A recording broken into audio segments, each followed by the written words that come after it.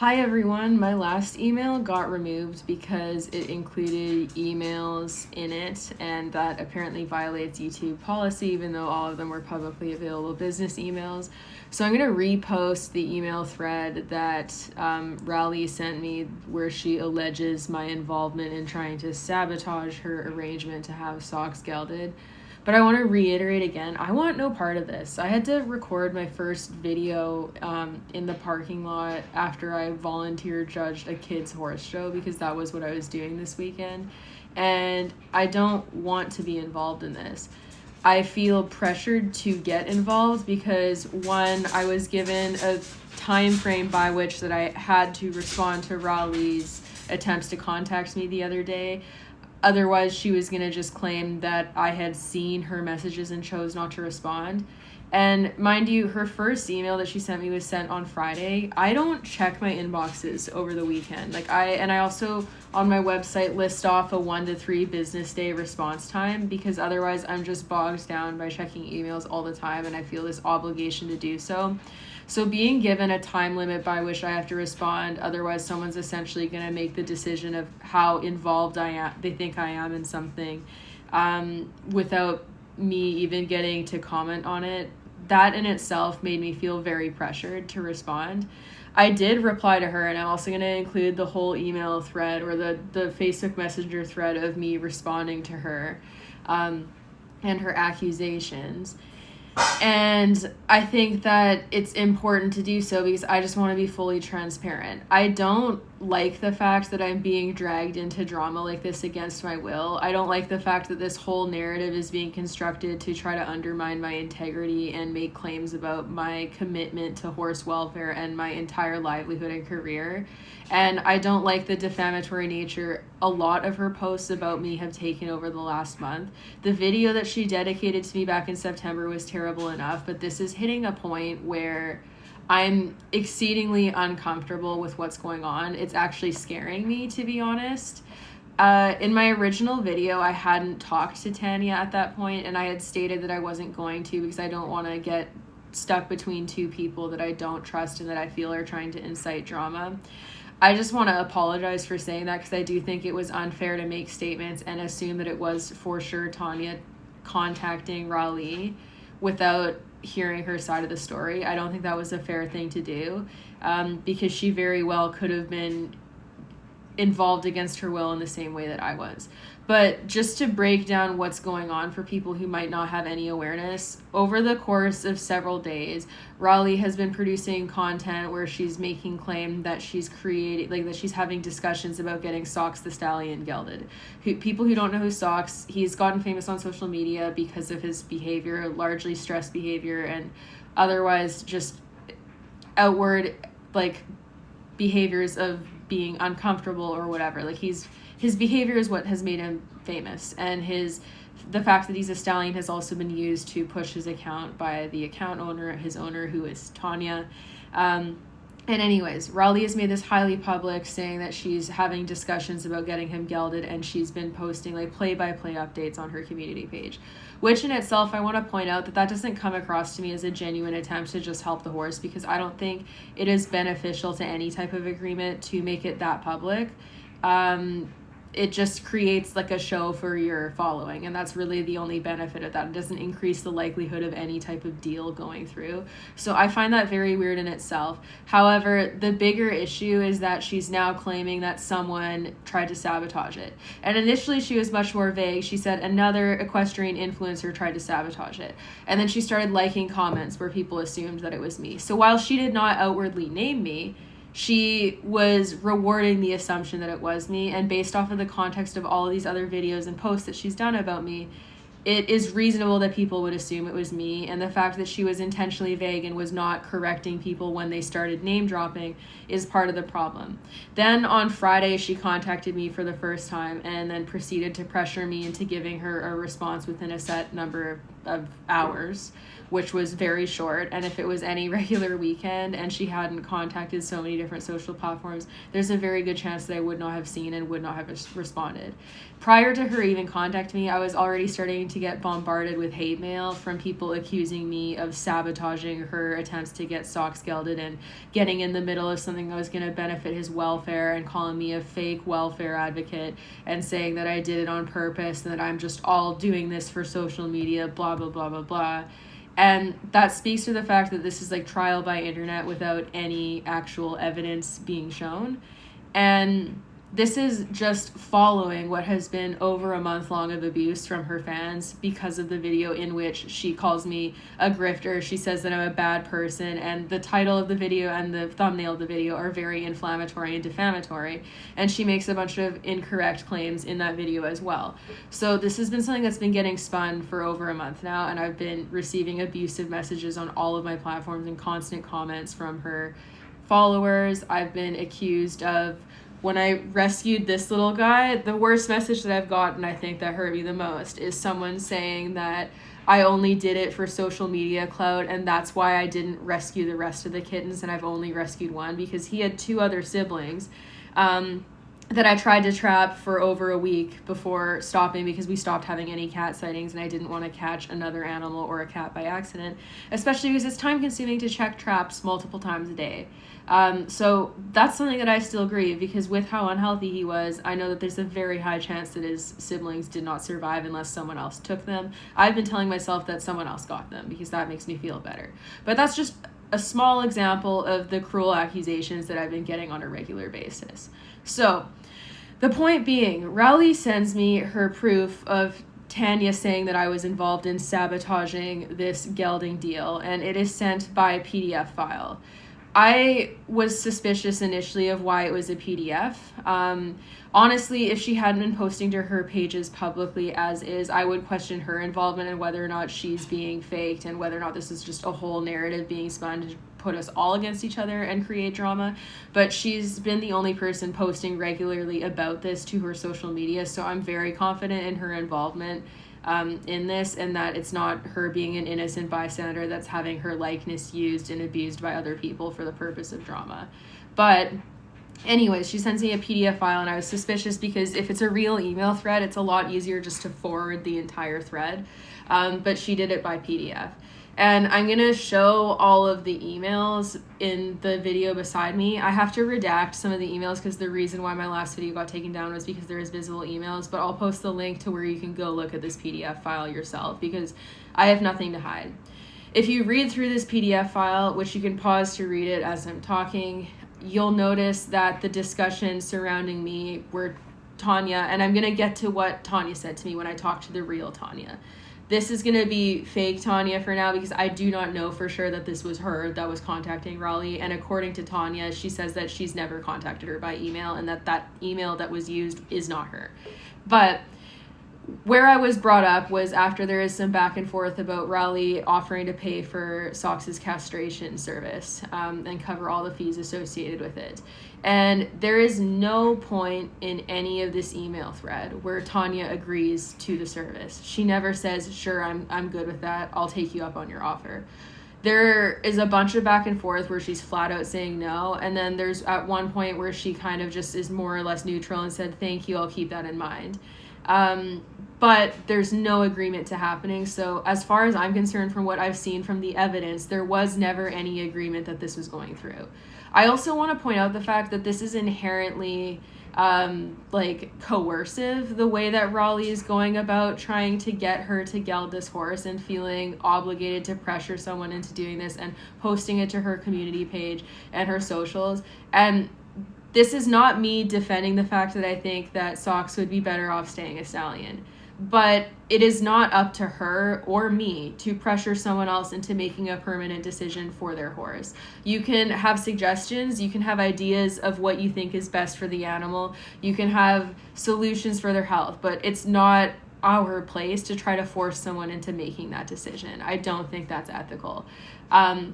That said, I also don't think that the gelding procedure in itself is going to resolve his behavioral problems on its own. Even if he's gelded, he'd need systematic behavioral modification to help reintroduce him to a social herd lifestyle. So while the gelding could help put that in the process, it's also important to keep in mind that stallions that have been studs for a very long time typically retain their stallion-like behavior, especially if they're breeding stallions. But all of that's besides the point. The point being is this entire discussion that was sent to me via the PDF file as per Raleigh, there's no agreement that is made about gelding the horse. And when Tanya brings me up, she's initially referencing statements that I made in my response video to Raleigh, which is publicly viewable, and where she's totally entitled to pulling her own perspectives from and drawing her own conclusions. And I posted that well before any of these discussions were public knowledge or ongoing at all, justified by this timestamps on this PDF file, if we're going to pretend that it's real. So if she was drawing her conclusions of how I feel about Raleigh and how she feels about Raleigh after watching that video, that has nothing to do with me. That's not my problem. That's not me sabotaging anything. That's her watching a video about what I say my perspective of Raleigh's character is and what I've experienced from her, and then Tanya making a decision based off of that. And if it was just that, the emails would be a lot less of a problem. But then it goes to the last couple of emails where there's one really odd email where Tanya's writing something where she's writing it to someone that wouldn't be Raleigh, where she's basically like vaguely talking about who you would assume is Raleigh, and then like just being like, I'll talk to you again later. And then she sends it to Raleigh, and Raleigh replies, I'm assuming that email is supposed to go to Shelby, which that to me is another thing that makes me suspicious about whether or not these emails are actually genuine, because my email is shelby@milestoneequestrian.ca. Raleigh's email that is publicly viewable on all of her platforms and all of her YouTube thumbnail description is it's Raleigh Link show. You couldn't mess up that email and email the wrong person very easily at all, much less if you're replying to a comment thread as that email or an email thread as that email suggested. And for her to immediately jump to, I'm assuming you're referencing Shelby, is very odd to me, and it to me feels like a deliberate attempt to structure a conversation that blames and defames me. And then the worst email of the bunch, in my opinion, is another email that's allegedly from Tanya, where she says that I've gone back on my word and I'm saying that I'll deny everything, and that like at least her and Raleigh are honest about who they are. I'm paraphrasing right now. You'll see the actual email. I don't have it in front of me to read to you right now, so I'm paraphrasing. That in itself, I think, serves the purpose of basically setting the tone for when I deny the fact that these emails ever occurred, because at this point, I had never talked to Tanya. The first time I had ever had any personal interaction with her where we spoke directly to each other was around 2 p.m. Pacific Standard Time today, October 19th. And I I messaged her on Instagram because I wasn't sure that this email was her real email. I'm not going to email the email that was in this whole discussion, because one thing that I can say is unless all of her social channels have been hacked, I know that those ones are authentic pages that are owned by her. So I chose to message her on Instagram. And upon messaging her on Instagram, I asked her, I was like, hey, like, were you aware that Raleigh is claiming that we've been in discussion that I've sabotaged your plan to have socks gelded because she offered to pay for it? And again, I'm going to be paraphrasing these again because I'm not reading the messages. I'll show them right beside here. She vehemently denies any discussion with Raleigh about this beyond one message that she had on Instagram with her.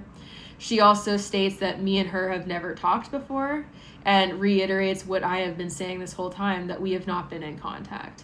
And then she brings up similar feelings to being attacked by Raleigh and having her following say really nasty things. She says that she doesn't like watching her videos because the comments that Raleigh makes about her and the comments on those videos are upsetting, and that she finds it toxic.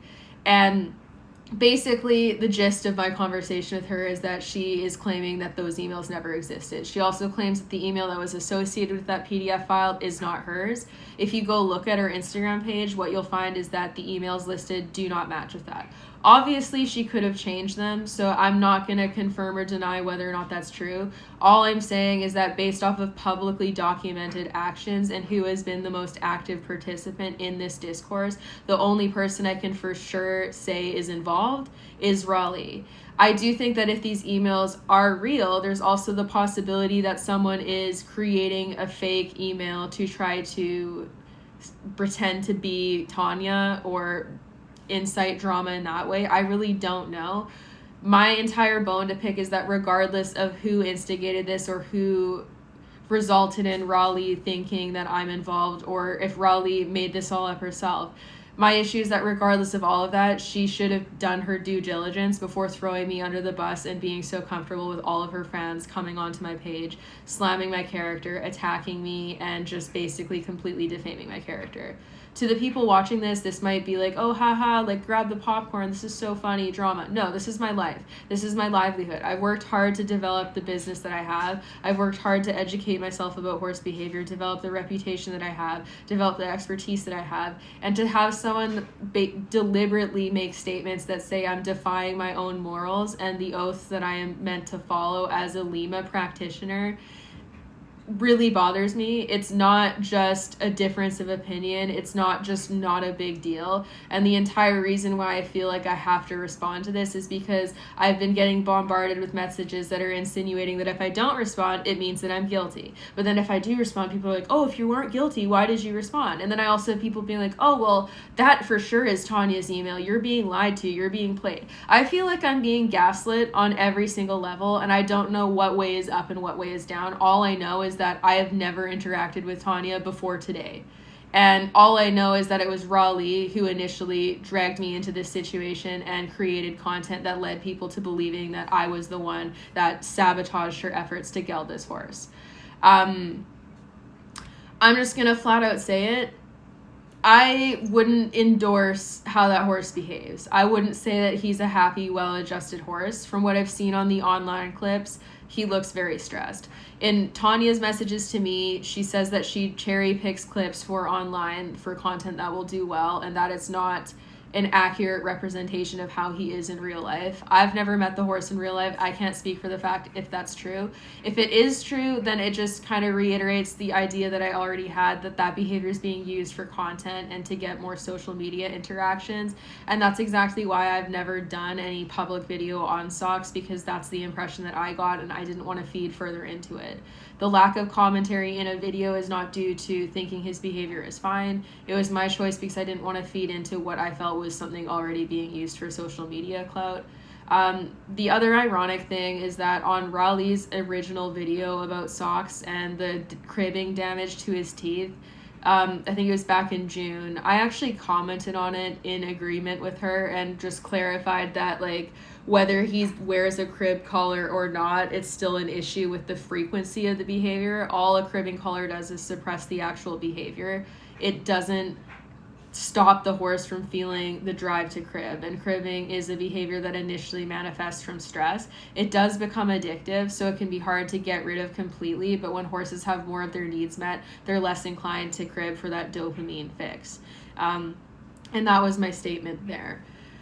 All in all, like, I'm just very frustrated with this whole situation, and honestly, I'm scared. I'm scared of how this has been handled. I don't know who is perpetrating most of this or pulling the strings, or whether or not Tanya is being completely truthful to me, and honestly, I don't really care.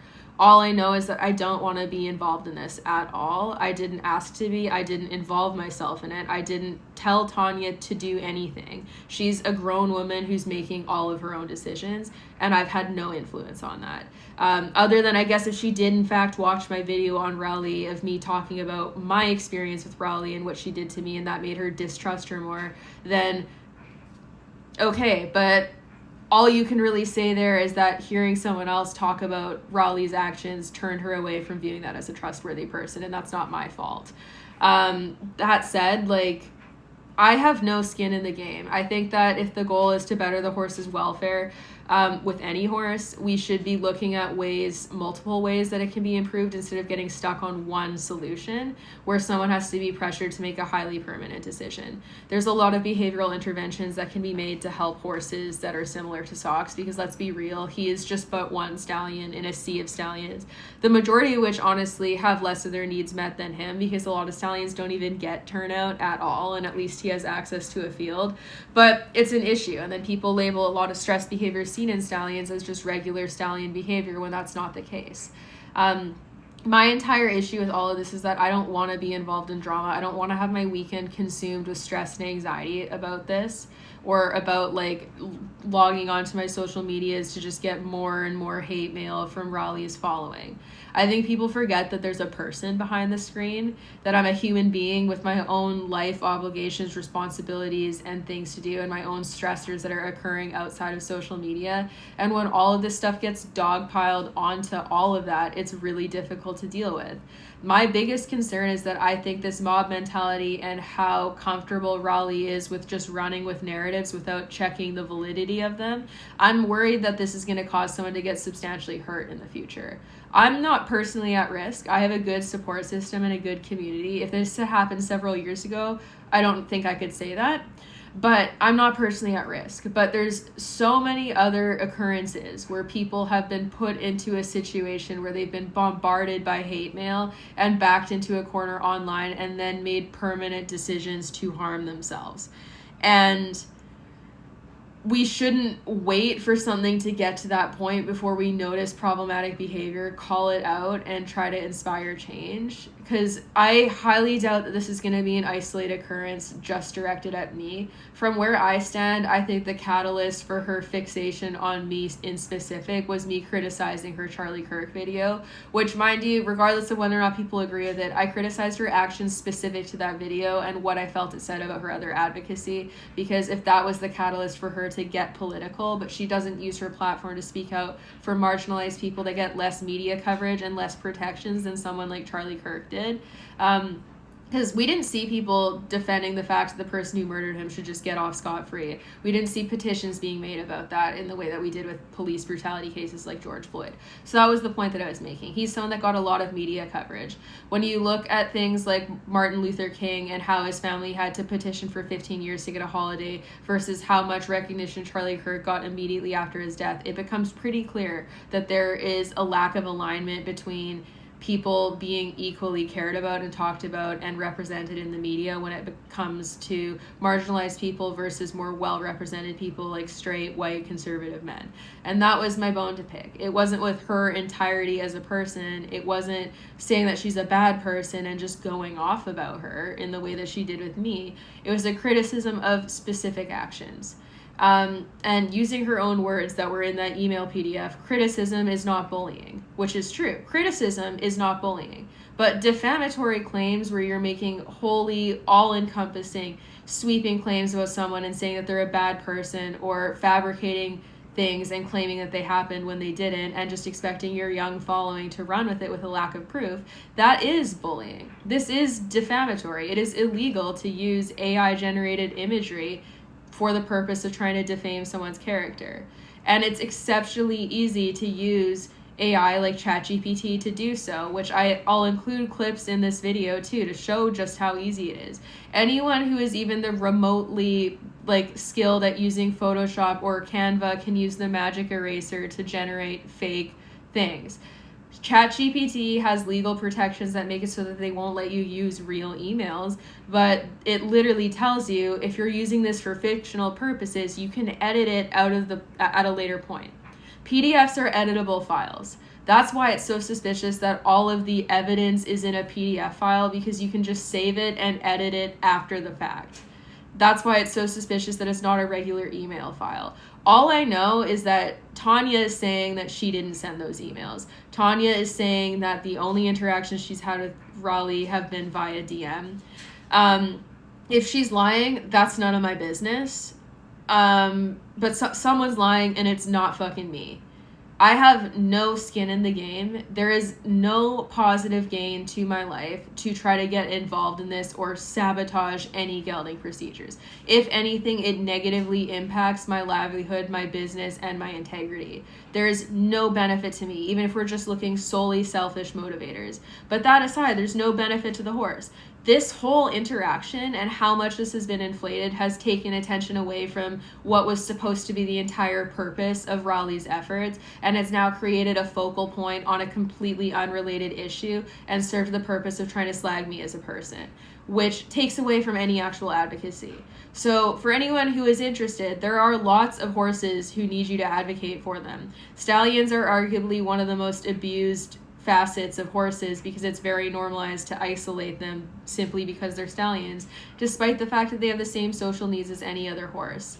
And gelding them alone is not going to help them be reintroduced to a herd-like setting. They need to be re-socialized, and that will require systematic reintroduction.